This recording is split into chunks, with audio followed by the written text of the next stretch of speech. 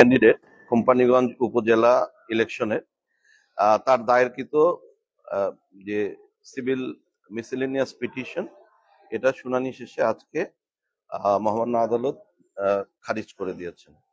তার মানে হলো যে শাহাদাত হোসেন উনি ইলেকশন করতে পারবেন, যে হাইকোর্টের যে রায় সেটা বহাল রয়েছে।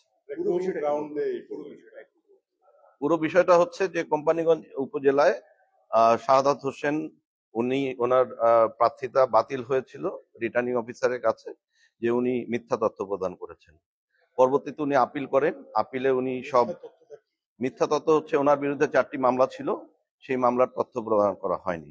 পরবর্তীতে উনি আপিল কর্তৃপক্ষের কাছে এই 4টি মামলার কাগজপত্র সহ আপিল দায়ের করেন এবং সেখানে বলা ছিল যে এই 4টি মামলা থেকে উনি ইতিপূর্বে অব্যাহতি পেয়েছেন 2021, 2022। সুতরাং তার বিরুদ্ধে at the time of filing nomination paper কোনো আপনার হচ্ছে যে মামলা পেন্ডিং ছিল না, যার প্রেক্ষিতে আপিল অথরিটিও তার প্রার্থীটা খারিজ করে দেন। এর প্রেক্ষিতে উনি হাইকোর্ট বিভাগে রিট পিটিশন দায়ের করেন। হাইকোর্ট গত 24 তারিখে আপনার হচ্ছে শুনানি অন্তে তার রিট পিটিশনে আদেশ প্রদান করেন যে উনি ইলেকশন করতে পারবেন।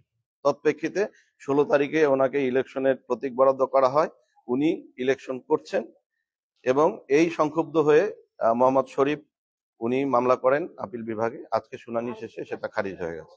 আমরা দেখেছি যে যেকোনো ভাবে ওনাকে নির্বাচন থেকে বিরত রাখার একটা চেষ্টা হয়েছিল সব পক্ষ থেকে। সেক্ষেত্রে কি এটা তার ভাইয়ের যে প্রভাব সেটা কি কাজে লাগবে? এটা আসলে আমরা একজন ক্যান্ডিডেটের পক্ষে এখানে লড়াই করেছি, তার আইনগত বিষয়গুলো কোর্টের কাছে তুলে ধরেছি। কোর্ট এটা সমীচীন মনে করে তাকে নির্বাচন করার আদেশ দিয়েছে। এখানে কার ভাই, পরিচয়টা কি?